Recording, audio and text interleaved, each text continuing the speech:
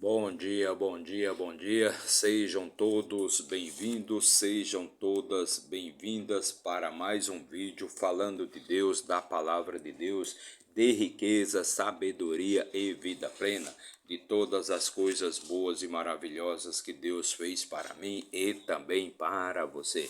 Então sejam todos bem-vindos, façam todos um ótimo dia. Façam todos um excelente dia.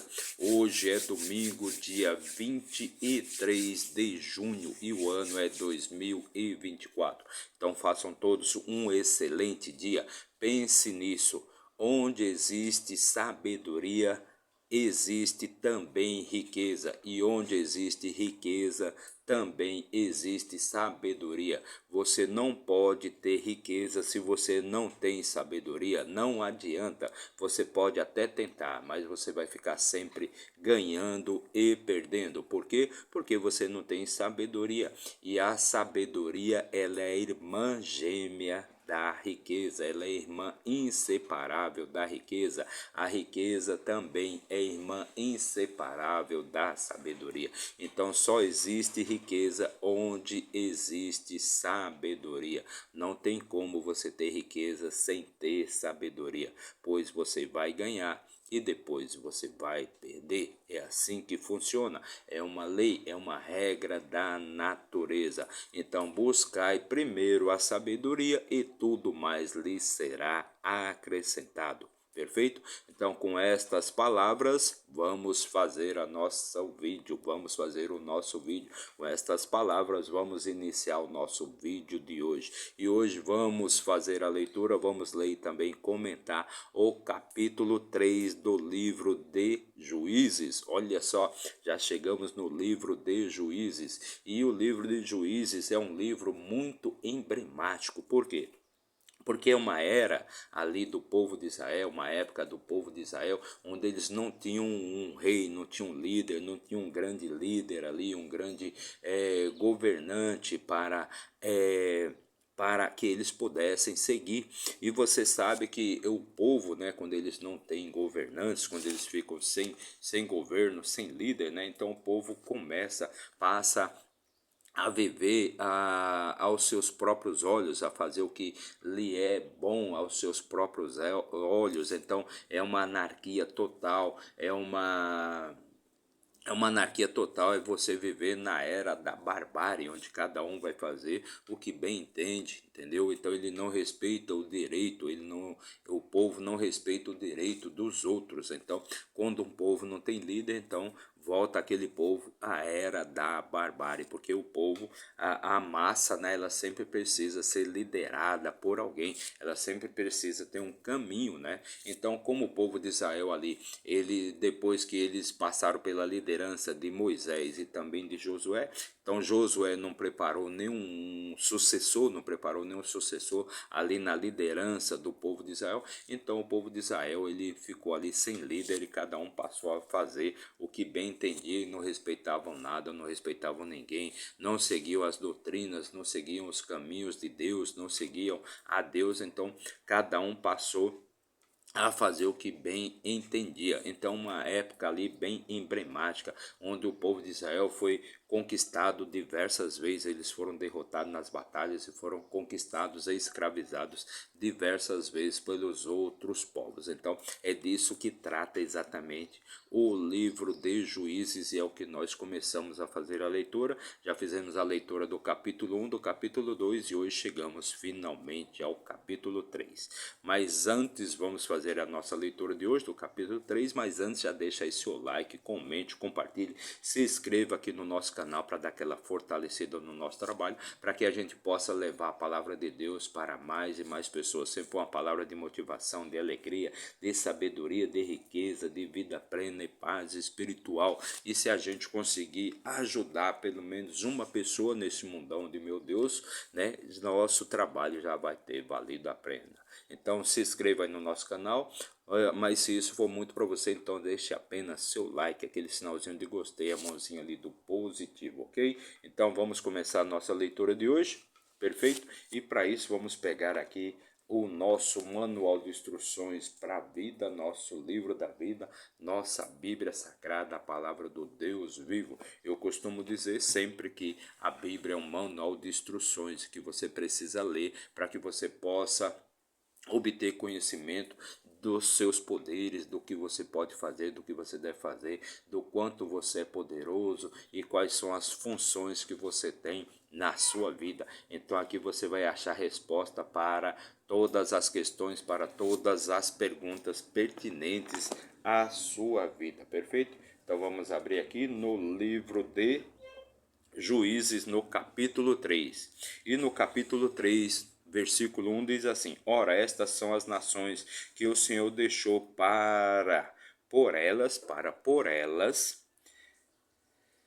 provar Israel, tantos quantos em Israel não tivessem conhecido todas as guerras de Canaã.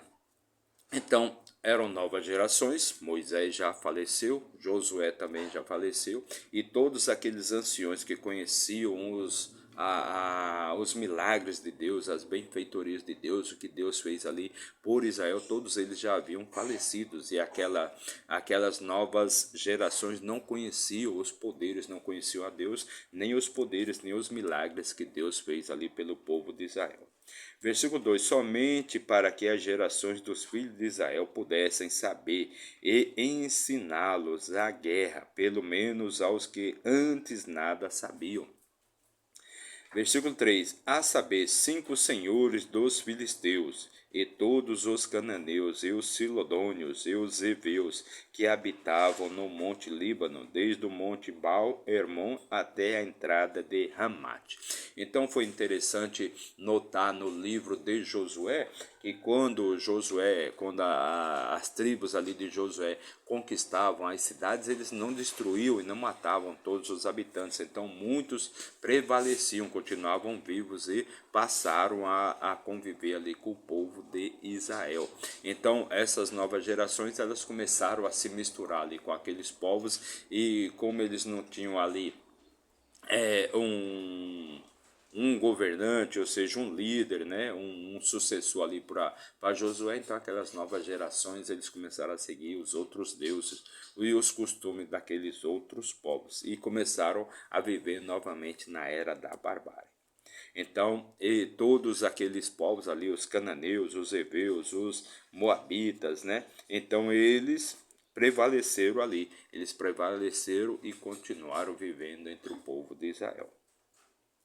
Versículo 4: Eles haveriam de provar Israel através deles, para saber se eles obedeceriam aos mandamentos do Senhor, os quais ele ordenou aos seus pais pela mão de Moisés. Então, Deus deixou aqueles povos vivos exatamente para testar a lealdade e a fé do povo de Israel, E os filhos de Israel habitaram no meio dos cananeus, heteus, amorreus, ferezeus, heveus e jebuseus. Então, os filhos de Israel, o povo de Israel, eles habitaram ali no meio desses outros 6 povos, perfeito? Pois Deus queria exatamente testar a lealdade e a fidelidade daquele povo, ou seja, o povo de Israel, para com ele. E eles tomaram suas filhas por esposas e deram suas filhas aos seus filhos e serviram aos seus deuses. Então o povo de Israel acabaram se misturando ali com todos aqueles outros povos e deram suas filhas para serem esposa dos filhos dos outros povos, e também tomaram as filhas dos outros povos como esposas. E os filhos de Israel fizeram mal aos olhos do Senhor, e se esqueceram do Senhor seu Deus, e serviram a Baalim e os arvoredos. Então os filhos de Israel acabaram fazendo o que não era bom aos olhos de Deus, perfeito? E acabaram se misturando ali com aqueles outros povos. Portanto, a ira do Senhor se acendeu contra Israel, e ele os vendeu à mão de Cusã-Razatim. Cusã-Razatim, que era um Mesopotâmia, era o rei da Mesopotâmia na época. E os filhos de Israel serviram a Cusã-Risataim durante 8 anos. Então, o povo de Israel foi então escravizado ali pela Mesopotâmia durante 8 anos. E quando os filhos de Israel clamaram ao Senhor, o Senhor levantou um libertador para os filhos de Israel, que os libertou. Otiniel, filho de Kenaz, o irmão mais moço de Caleb. Então, Cusã-Risataim, que era o rei da Mesopotâmia, então ele conquistou ali, derrotou o povo de Israel e escravizou ali o povo de Israel durante 8 anos, né? Porque aquele povo havia se afastado de Deus, então eles foram castigados ali pela escravidão, né? Da Mesopotâmia. Então, o rei da Mesopotâmia, chamado Cusã-Risataim, durante 8 anos escravizou ali o povo de Israel. Então, e quando os filhos de Israel clamaram a Deus, choraram, pediram perdão a Deus, né? E Deus levantou ali um libertador. Otiniel, né? Que era filho de Kenaz, irmão mais moço de Caleb, que era um dos grandes generais ali do exército de Israel, Aquele mesmo, né, Otiniel, que se casou com a filha de Caleb. Otiniel, que era sobrinho de Caleb, né, era sobrinho de Caleb e se casou com sua filha, de Caleb. E o Espírito do Senhor veio sobre ele, e ele julgou Israel, e saiu para a guerra. E o Senhor entregou Cusã-Risataim, rei da Mesopotâmia, em sua mão, e a sua mão prevaleceu contra Cusã-Risataim. Então Otiniel se levantou ali dos filhos de Israel, né, ele era sobrinho de Caleb, então ele foi e derrotou Cusã-Risataim, o rei da Mesopotâmia. Então Otiniel ficou como líder do povo de Israel. E ele ficou ali como líder do povo de Israel por 40 anos. Ele ficou como líder ali do povo de Israel por 40 anos. Então a terra teve descanso por 40 anos. E Otiniel, filho de Kenaz, faleceu. Então veja bem, você vai notar aqui no livro de Juízes exatamente isso, que se levanta um grande líder, né? Então o povo tem paz, o povo volta a seguir a Deus e volta a ter paz. Mas quando esse líder, quando esse juiz ele morre, né? Então novamente o povo de Israel se afasta, né? Que é sempre assim, nunca é erguido um novo juiz logo depois que do falecimento do anterior.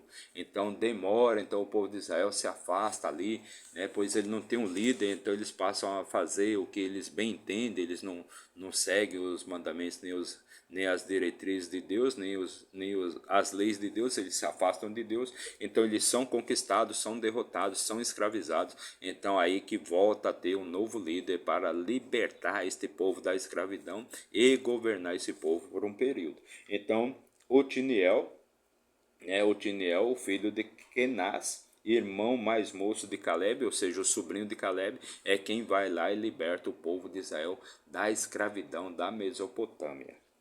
E os filhos de Israel novamente fizeram o que era mal aos olhos do Senhor. E o Senhor fortaleceu Eglon, rei de Moabe, contra Israel, porque eles haviam feito mal aos olhos do Senhor. Então, depois que Otiniel morre, novamente aquele povo, o povo de Israel, fica sem liderança, fica sem comando, voltam a fazer o que bem entendem, voltam a fazer todas as barbáries que eles faziam antigamente, se afastam de Deus, então são conquistados, né? São conquistados novamente agora por Eglon, perfeito? Eglon, rei de Moabe. Então Eglon, que era o rei de Moabe, contra Israel, porque eles haviam feito mal aos olhos do Senhor. Então morre Otiniel, o povo fica novamente sem liderança, fica novamente sem comando, o povo volta a viver na barbárie, volta a viver na anarquia total, cada um fazendo o que lhe é bom aos seus próprios olhos. Não existem lei, não existem regras, né? Ninguém respeita o direito do outro, então se afastam de Deus. Então novamente Deus ergue um conquistador para derrotar o povo de Israel. Dessa vez é Eglon, rei de Moabe, né, que vai lá e conquista o povo de Israel e escraviza o povo de Israel. E ele reuniu para si os filhos de Amon, E Amaleque foi e feriu Israel e possuiu a cidade das palmeiras. E possuiu a cidade das palmeiras. Bom dia. Bom. E possuiu a cidade das palmeiras. Então os filhos de Israel serviram a Egrom, o rei de Moabe, por 18 anos. Então, novamente foram escravizados agora por Egrom, e depois que já haviam sido escravizados lá pela Mesopotâmia por 8 anos, agora eles vão ser escravizados por Egrom, o rei de Moabe, por 18 anos. Mas quando os filhos de Israel clamaram ao Senhor, o Senhor lhes levantou um libertador, Eude, filho de Gera, um benjamita, um homem canhoto, e por ele os filhos de Israel enviaram um presente a Egrom, rei de Moabe. Então, novamente surge um libertador. Desta vez é quem? É Eude, filho de Gera, um benjamita, um homem canhoto, né? Que vai levar um presente para o rei Egrom, para o rei de Moabe, ou seja, 18 anos que eles estavam ali sendo escravizados pelo rei de Moabe. Então você percebe que o problema aqui não são os outros reis, não são os outros povos, mas sim o problema sempre está no povo de Israel, que é aquele povo que é um povo que não respeita, não segue as leis de Deus, vive se afastando de Deus, então eles estão sempre, né? Pico, vale, pico, vale, pico, vale, ou seja, fica sempre nesse sobe e desce, sempre estão sendo conquistados e derrotados pelos outros povos, porque eles vivem sempre se afastando de Deus, né? Quando eles conseguem alguma coisa, quando eles conseguem melhorar de vida, e assim é na vida de todos nós, né?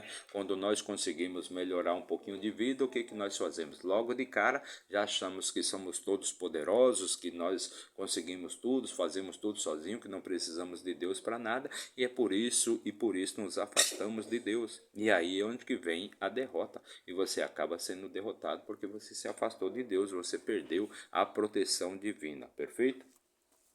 Mas Eudes fez para si um punhal que tinha 2 gumes, de um côvado de comprimento, e ele cingiu debaixo das suas vestes sobre a coxa direita. Então Eudes fez para si um punhal, né? Um punhal de um côvado, né? Então um côvado é mais ou menos daqui do seu cotovelo até a ponta do seu dedo maior aqui, aproximadamente vai de 43 até 50 centímetros, né? 50 centímetros. Então imagine o tamanho desse punhal, né? Então é uma braça, né? Uma braça, um côvado.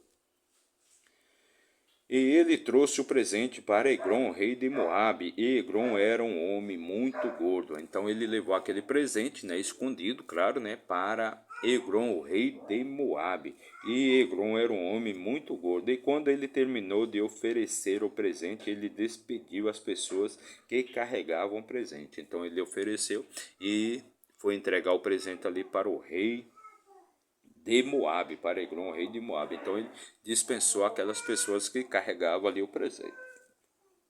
Mas ele mesmo voltou-se novamente das pedreiras que ficavam junto a Gilgal e disse: Tenho um recado secreto para ti, né? Ele mesmo voltou-se novamente das pedreiras que ficavam junto a Gilgal e disse: Tenho um recado para ti, um recado secreto para ti, ó rei. E disse: Guarde silêncio. E todos que estavam perto dele se retiraram da sua presença. Então Eude foi levar o presente ali para o rei. O rei, por não saber de nada, por não saber o que estava acontecendo, né, mandou então que as pessoas que estavam ali para a segurança do rei se afastassem, né? Se afastassem, pois aquele presente, pois aquele recado era um recado secreto que Eude levava ali para o rei, que não podia ser ouvido por mais ninguém a não ser pelo próprio rei. E Eude veio até ele, e ele estava assentado em um salão de verão, que ele mantinha para si apenas. E Eude disse: Tenho uma mensagem de Deus para ti. E ele se levantou do seu assento. Então aquele rei, Eude se aproximou do rei e disse: Eu tenho uma mensagem de Deus para você, para o Senhor. Então o rei se levantou do seu assento, um rei que era bem gordo, né? E Eude estendeu à frente a sua mão esquerda e pegou o punhal da sua coxa. Então o punhal estava escondido ali na sua coxa direita. e o cravou na sua barriga, e cravou na barriga do rei. Então ele pegou aquele punhal enorme, né, cerca de 50 centímetros, e cravou na barriga do rei. E o cabo também penetrou depois da lâmina, e a gordura se fechou sobre a lâmina, de modo que ele não conseguiu retirar o punhal da sua barriga, e a sujeira saiu. Então Eude pegou aquele punhal com a sua mão esquerda, aquele punhal que estava escondido na sua coxa direita, e cravou na barriga do rei. E o golpe foi um golpe tão forte que entrou inclusive o cabo. E o cabo também entrou, né? E ali o rei não conseguia, a gordura se fechou ali e o rei não conseguia retirar o punhal. Então a sujeira começou a vazar para todo lado. Então Eudes seguiu para o pórtico e fechou as portas do salão sobre ele e as trancou. Então Eudes seguiu para o pórtico e trancou ali as portas do salão.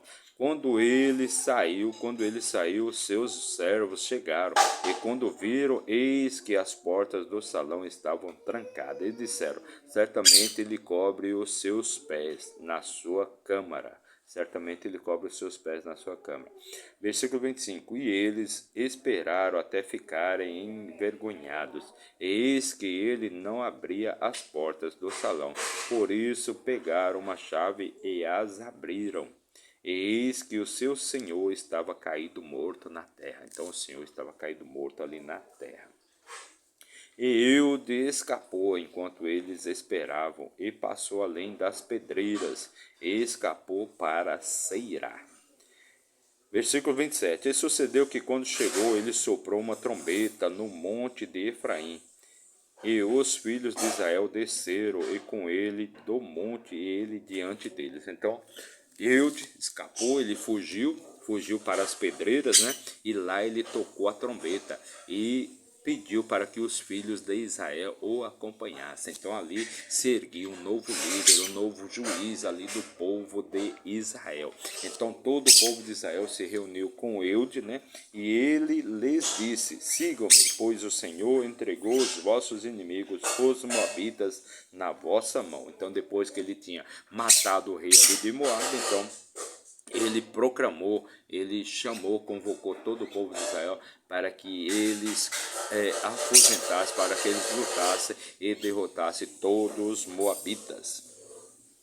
E ele lhes disse: sigam-me, pois o Senhor entregou os vossos inimigos, os moabitas, né, na vossa mão. E eles desceram após ele e tomaram os vales do Jordão em direção a Moabe, e não permitiram que nenhum homem o atravessasse. Então Eude, então, ele proclamou, depois que ele derrotou ali o rei de Moabe, ele chamou todos os moabitas para a batalha, para que eles derrotassem os moabitas. Ele chamou todo o povo de Israel para que eles derrotassem e destruíssem todos os moabitas, pois Deus havia entregado os moabitas nas mãos dos israelitas, nas mãos do povo de Israel. E eles mataram de Moabe naquele momento cerca de 10.000 homens, todos robustos e todos os homens de bravura, e dali não escapou um homem sequer. Então ali naquele momento eles mataram 10.000 moabitas, né? E não deixaram escapar nenhum moabita de pé. Então Moabe foi subjugado naquele dia sob a mão de Israel, e a terra teve descanso por 80 anos. Então Eude, né, ele deu descanso e governou ali o povo de Israel por 80 anos, né? Ele foi o juiz do povo de Israel por 80 anos. E depois dele foi Sangar, filho de Anate, que matou 600 homens dos filisteus com um aguilhão de boi, e ele também livrou Israel. Então você veja que qual que é a questão aqui principal, que é até de fácil compreensão. O problema sempre está no povo de Israel. É por isso que eles sempre vivem, né, desde sempre, de infinito, desde lá da escravidão do Egito, né? Então o povo sempre vive sendo subjugado, vive sendo derrotado, conquistado e escravizado por outros povos. Por quê? Porque exatamente essa questão. Eles conseguem alguma coisa, né, e vivem se afastando de Deus. Eles vivem se afastando de Deus. Eles não seguem, né? Não seguem Deus, né? Com aquele fervor, com aquela lealdade, com aquela fé. Então eles se afastam de Deus, são derrotados, são conquistados, são subjugados, são escravizados e depois eles recorrem a Deus. Deus, como não se afasta de ninguém, é você que se afasta de Deus e não Deus que se afasta de você. Então o que acontece? Deus sempre está ali dando ouvidos, dando atenção, e quando precisa da ajuda de Deus, Deus sempre está ali para ajudar o seu filho. Então o problema sempre está no povo de Israel, pois são eles que se afastam de Deus. É por isso que Jesus falou para Pedro: Pedro, eu não vim aqui para batalhar contra os romanos. O problema não está nos romanos. Eu vim aqui para resolver. O problema sempre esteve com o povo de Israel. Né? Jesus falou isso para Pedro: eu não vim aqui para batalhar contra o povo romano. Eu vim aqui para resolver a questão do povo de Israel. Então são eles que se afastam de Deus, eles acabam se afastando de Deus e aí são subjugados, são escravizados, são derrotados. Então essa foi a nossa leitura de hoje. Para você que nos acompanhou aí por um minuto, meu muito obrigado, que Deus abençoe grandemente a sua vida. Mas se você ficou até o final, meu muito obrigado também, que Deus abençoe sua vida, te traga vida plena, paz espiritual, riqueza, prosperidade, muita saúde, muita paz, vida plena em abundância para você e para toda a sua família. Meu muito obrigado, que Deus abençoe sua vida e até amanhã, se Deus assim nos permitir. Valeu!